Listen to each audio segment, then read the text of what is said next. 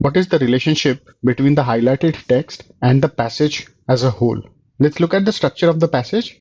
As per the mind map, the first paragraph says that black hole is a small area with infinite density.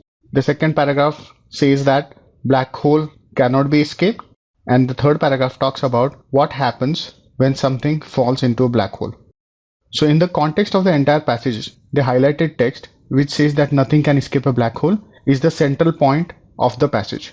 So let's look at the answer choices. Answer choice A, it emphasizes the central point in the whole passage. Yes, this is what the mind map implies. A good answer choice. Let's keep it on hold. Answer choice B, it presents a hypothesis that is disproved later in the passage. The passage doesn't disprove the idea that nothing can escape a black hole. So this answer choice can be eliminated. Answer choice C, it elaborates on a comparison made earlier in the second paragraph.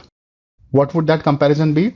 That comparison would be between the escape velocity of black hole and the escape velocity of Earth. However, the highlighted text is not in the context of this comparison. Also, the passage is asking about the relationship between the highlighted text and the passage as a whole, and this comparison is limited in scope. So this answer choice can be eliminated.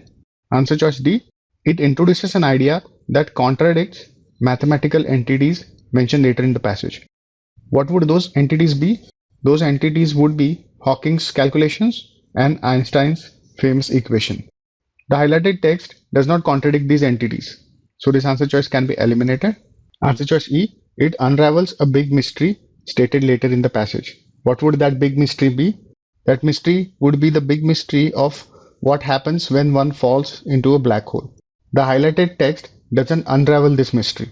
So this answer choice cannot be established. A is the correct answer.